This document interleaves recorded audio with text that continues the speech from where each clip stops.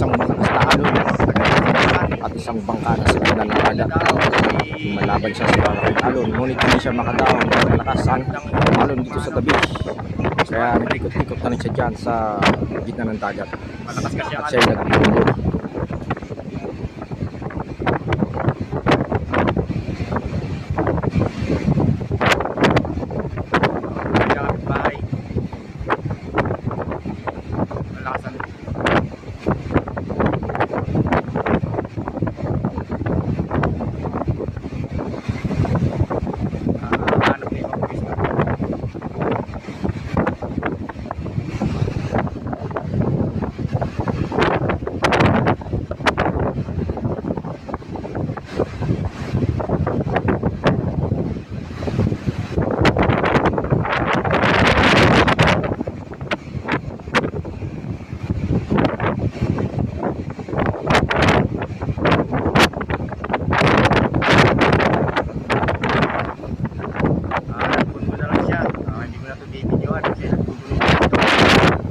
Magdaan sa tabi.